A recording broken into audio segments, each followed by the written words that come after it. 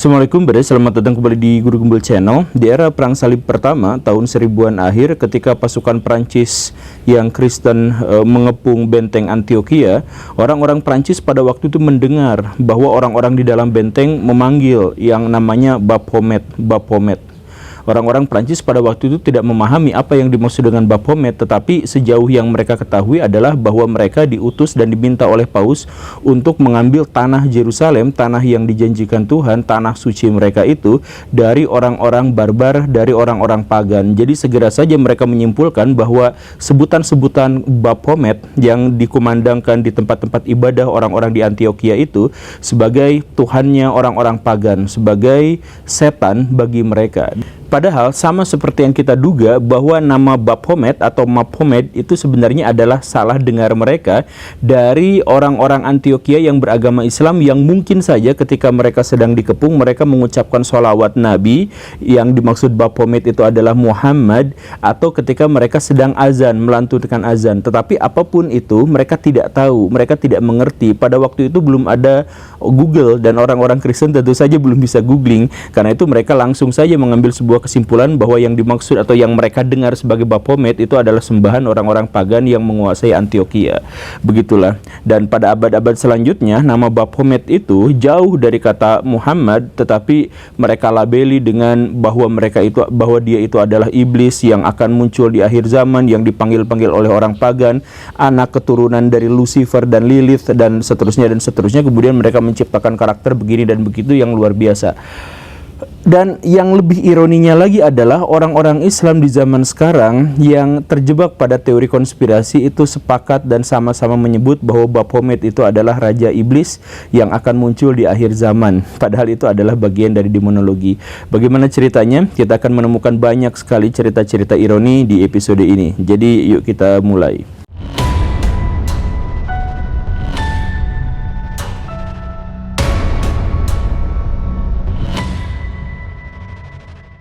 Satanisasi atau devilisasi atau apapun itu kita sebutkan namanya, itu sebenarnya seringkali terjadi ketika dua kebudayaan bertemu atau berkonflik, di mana salah satu kebudayaan memiliki nilai-nilai spiritual yang sudah terkodifikasi dalam sebuah agama tertentu, sedangkan budaya yang lain juga sudah memiliki hal yang seperti itu.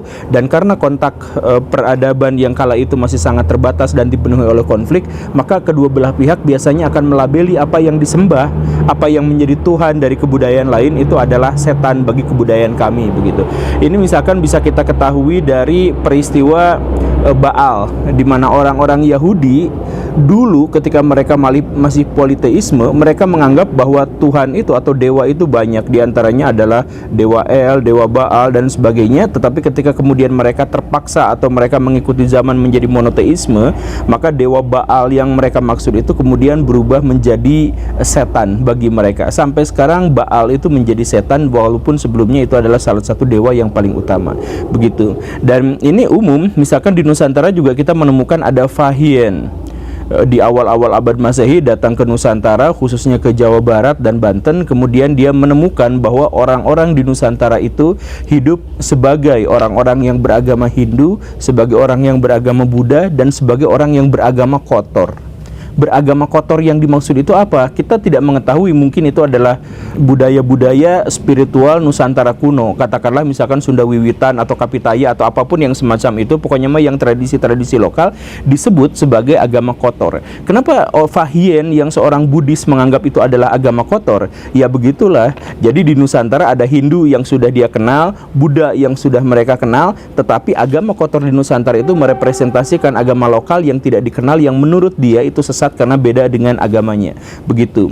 Atau misalkan kita juga melihat contoh yang lain adalah ketika orang-orang Arab pra-Islam itu memuja Tuhan dalam banyak sekali nama, kemudian ketika diperkenalkan dengan monoteisme, maka Tuhan-Tuhan itu kemudian berganti, dari awalnya Tuhan atau dewa berubah menjadi jin. Jadi kebanyakan nama jin-jin orang Arab sekarang itu sebenarnya adalah nama Tuhan-Tuhan mereka sebelum mereka mengenal Islam. Begitulah. Nah, yang lebih ironi lagi kejadian adalah ketika orang-orang Kristen sibuk berantem dengan orang-orang Mesopotamia. Jadi orang-orang Mesopotamia itu kan bawa bendera, bawa simbol 666 yang merupakan simbol Tuhan. 666 itu adalah simbol Tuhan, dan simbol Tuhan yang dimaksud itu adalah Tuhannya Abraham atau Ibrahim. Karena di masyarakat Akkadia kuno itu mereka sangat-sangat terobsesi pada angka 6, karena segala sesuatu itu dimulai dari angka 6. Misalkan 360 derajat itu adalah kelipatan angka 6 yang merupakan derajat seluruhnya dari sebuah lingkaran. Kemudian satu hari ternyata adalah 12 jam kelipatan angka 6, kemudian 1 tahun 366 hari kelipatan angka 6, 1 bulan 30 hari kelipatan angka 6, dan sebagainya. 1 minggu adalah 6 hari plus 1 hari di mana Tuhan beristirahat. Makanya Tuhan menciptakan alam semesta dalam waktu 6 hari, kemudian hari ke-7 Tuhan beristirahat, dan itulah yang menciptakan liburisasi, libur-libur seminggu sekali untuk masyarakat modern sampai saat ini. Itu kan sebenarnya berasal dari budaya 666 yang tadi itu, dan itu adalah angka Tuhan.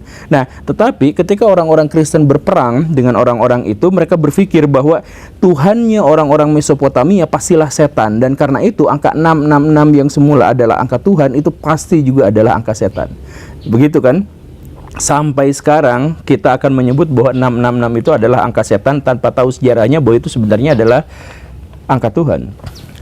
Dan ini pula lah yang terjadi pada nama Nabi Muhammad dalam konteks ini, di mana ketika ia dipanggil-panggil di dalam benteng Antioquia, yang sekali lagi kita mungkin saja menduga bahwa nama Muhammad itu dipanggil dikumandangkan ketika azan atau ketika sholawatan, orang-orang segera memahami bahwa yang dimaksud dengan Muhammad yang kemudian mereka eja sebagai Mahomet atau kemudian menjadi Baphomet karena ada distorsi pendengaran dan sebagainya, mereka kemudian mengira bahwa apapun yang sedang dipuja oleh orang-orang Antioquia itu pasti adalah Tuhannya orang-orang pagan, dan karena itu maka dia adalah setan. Maka Baphomet itu kemudian direpresentasikan sebagai setan. Kita mulai ceritanya dari awal. Jadi ketika tentara salib datang menyerang untuk pertama kalinya wilayah Levan dan khususnya Yerusalem, itu mereka menemukan banyak sekali sesuatu yang asing bagi mereka, dan mereka juga tahu bahwa orang-orang yang ada di sana, orang yang mereka kalahkan, orang-orang pagan versi mereka itu cepat atau lambat pasti akan melakukan serangan balik, begitu.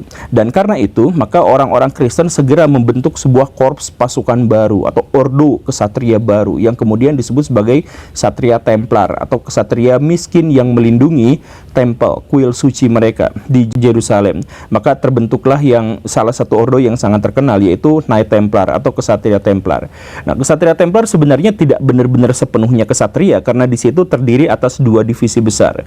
Yang pertama adalah yang kita ketahui bersama sebagai pasukan elit dengan baju zirah yang full, yang sebenarnya jumlahnya hanya kurang dari 2000-an orang, tidak pernah lebih dari itu, dan mereka adalah pasukan-pasukan yang benar-benar kuat, benar-benar tidak tertandingi dalam perang. Kemudian di divisi yang lain itu ada orang-orang sipil, orang-orang administrasi yang mengumpulkan dan mengelola donasi dari orang-orang Eropa untuk bisa mengakomodasi perang di Timur Tengah, begitu.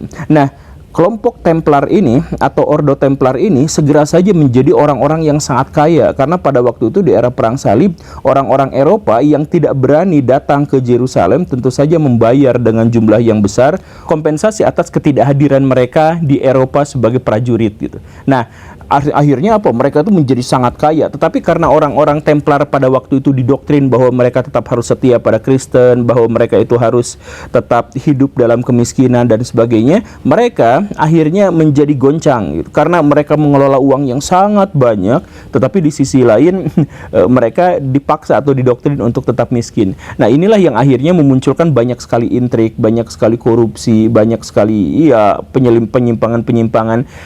Orang-orang Templar pada waktu itu berusaha sebisa mungkin untuk menciptakan satu tatanan ekonomi baru yang kemudian akhirnya kita gunakan di zaman sekarang dengan istilah perbankan, di mana ketika mereka mendapatkan donasi sejumlah besar uang, mereka tidak langsung gunakan, tetapi mereka investasikan di satu tempat, mereka kemudian golangkan ya, mereka gunakan uang itu untuk melakukan aktivitas-aktivitas yang lebih produktif, ternak uang dan sebagainya. Ini adalah salah satu kerja ekonomi modern yang kemudian nanti diteruskan oleh orang-orang Freemason dan digunakan modelnya itu oleh VOC di Nusantara. Nah, kekayaan mereka ini kemudian membuat cemburu banyak orang. Di antaranya adalah gereja yang mengutus dan membentuk mereka, dan ordo-ordo yang lain. Di antaranya adalah Hospitaller atau Teuton. Nah, ini akhirnya membuat banyak sekali orang-orang berdiskusi, berwacana, bergosip tentang apa yang sebenarnya terjadi di Timur Tengah. Jangan-jangan orang-orang Templar ini menemukan satu rahasia harta karun yang sangat besar sehingga mereka menjadi sangat kaya raya, dan wah, banyak sekali cerita-cerita yang semacam itu, banyak fitnah-fitnah yang seperti itu, dan akhirnya mereka disidang. Dalam persidangan itulah kemudian mereka dituding. Ada yang dikatakan homoseksual, ada yang dikatakan meludahi salib, ada yang dikatakan mengencingi salib, ada yang sudah dikatakan keluar dari agama Kristen dan memuja Baphomet. Dan bahkan dipertunjukkan dalam persidangan inkuisisi bahwa mereka ternyata memiliki patung Baphomet. Patung Baphomet pada waktu itu adalah seorang pria berjanggut yang berwajah dua, ada tanduknya, pakai sorban dengan pakaian Timur Tengah. Yang Baphomet itu seperti yang kita duga, itu sebenarnya adalah perkiraan mereka tentang bagaimana wujud Nabi Muhammad, namanya Baphomet. Begitu. Nah, tentu saja tuduhan-tuduhan itu sebagian besarnya keliru. Kalau korupsinya iya, tetapi bahwa mereka kemudian melakukan aktivitas homoseksual, bahwa mereka kemudian murtad dari Kristen, kemudian mengajarkan paganisme dengan memuja Baphomet dan sebagainya, itu adalah fitnah belaka.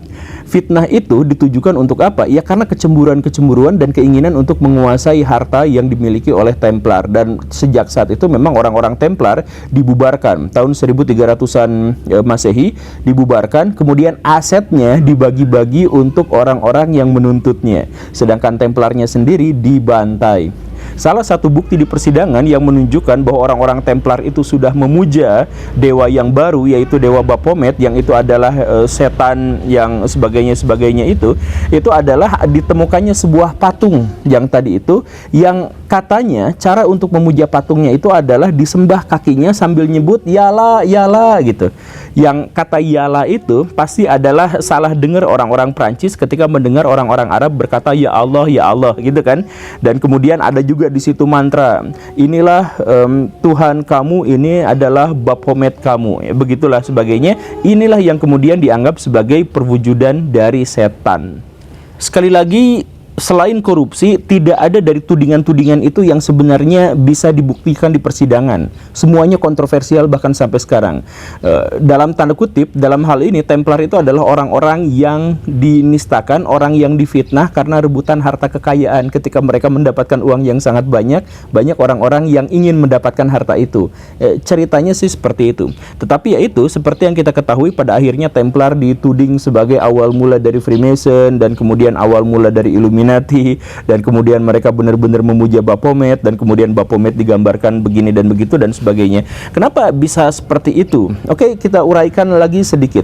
Jadi setelah tahun 1300-an Templar itu benar-benar dibubarkan, orang-orang masih berpikir bahwa memang ada ordo-ordo yang masuk ke dalam, ke orang-orang Eropa secara sembunyi-sembunyi, dan mereka memuja Baphomet, dewa setan itu. Mereka masih sembunyi-sembunyi, dan akhirnya tahun 1800-an, tahun 1700-an dibangunlah Baphomet yang baru, di mana yang awalnya pria berjanggut, ya, yang dengan ciri-ciri atau karakteristik orang-orang Timur Tengah, itu diganti wajahnya menjadi wajah kambing, kemudian badannya setengah laki-laki setengah perempuan. Kemudian dia menunjuk yang satu gelap, yang satu terang. Kemudian banyak sekali simbol-simbol biner di situ, yang sebenarnya itu adalah menunjukkan karakteristik bahwa Tuhan ini adalah Tuhan yang serba menjaga keseimbangan antara laki-laki dan perempuan, siang dan malam, atas dan bawah, dan lain sebagainya. Nah, kenapa filosofinya menjadi berubah seperti ini? Ya, karena gini, kan ceritanya setelah Renaissance, setelah reformasi gereja, kemudian Aufklärung, kemudian revolusi industri, ya masih agak jauh sih. Cuman maksudnya di era-era itu kan kekristenan di Eropa itu sudah benar-benar mendapatkan hantaman berkali-kali gitu. Banyak orang yang kecewa pada kekristenan. Banyak di antara mereka yang kemudian keluar dari kekristenan. Nah, salah satunya itu adalah pemberontakan yang dilatari oleh motif-motif etnosentrism. Jadi banyak orang Eropa yang berpikir bahwa kami itu memiliki peradaban tinggi, orang-orang Eropa itu memiliki peradaban tinggi sebelum orang Kristen datang ke sini.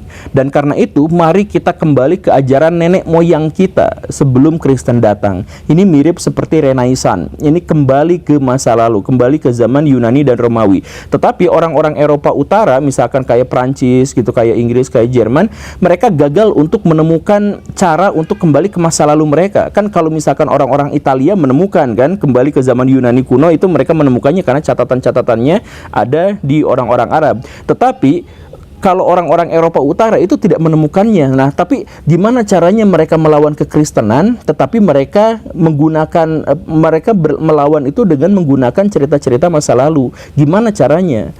Nah, maka muncullah Baphomet ini. Jadi mereka berasumsi bahwa apapun atau siapapun yang telah dianggap setan oleh orang-orang Kristen, maka itu pasti adalah dewa kita yang sebenarnya. Itu adalah Tuhan kita yang sesungguhnya. Jadi permusuhan mereka terhadap Kristen akhirnya menguatkan kembali pemujaan terhadap Baphomet. Padahal Baphomet tentu saja oleh leluhur orang-orang Eropa itu tidak pernah dipuja, tidak pernah disembah. Itu adalah produk budaya gara-gara kesalahpahaman, gara-gara mereka belum menemukan Google, kan begitu ya.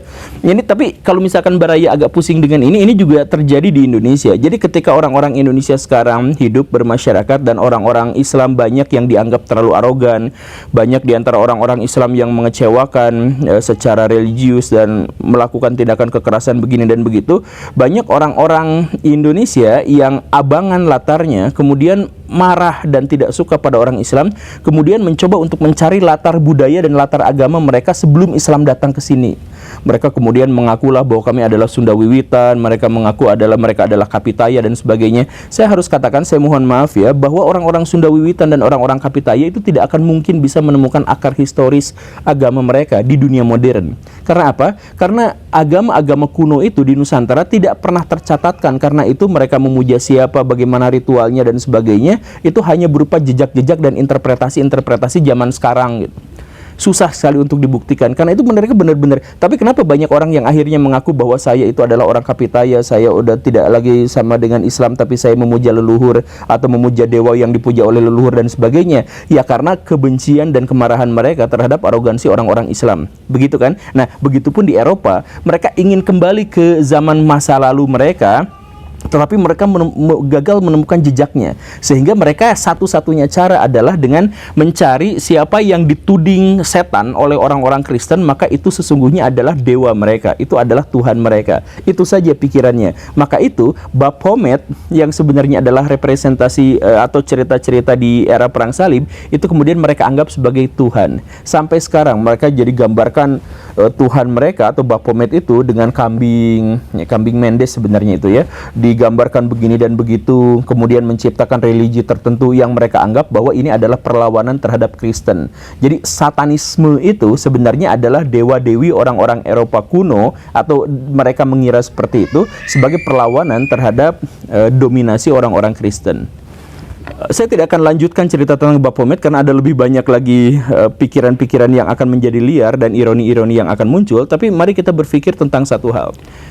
Kalau banyak agama mengatakan bahwa hanya agama kami yang benar dan bahwa Tuhan kamilah yang benar, bahwa Tuhan agama lain itu adalah setan atau salah, bahwa sistem religi agama yang lain itu pasti adalah salah dan keliru dan berasal dari setan, kalau semuanya mengatakan seperti itu, kemudian beranikah Baraya untuk mengambil sebuah pertaruhan bahwa Baraya menganut satu agama tertentu dengan Tuhan tertentu, kemudian di tengah-tengah fakta bahwa agama-agama itu saling tentang satu sama lain, tentang siapa yang akan bahagia di akhirnya? Apakah Baraya akan mengambil pertaruhan untuk mengambil satu agama tertentu dan satu Tuhan tertentu, sambil membuka sebuah kemungkinan bahwa di masa depan ternyata Baraya akan masuk neraka selama-lama-lamanya, hidup dalam siksaan yang abadi karena Baraya salah pilih agama dan Baraya salah pilih Tuhan? Apakah Baraya selama ini memikirkan hal yang seperti itu? Silahkan pikirkan. Terima kasih karena sudah menyimak. Saya Guru Gembul. Assalamualaikum warahmatullahi wabarakatuh.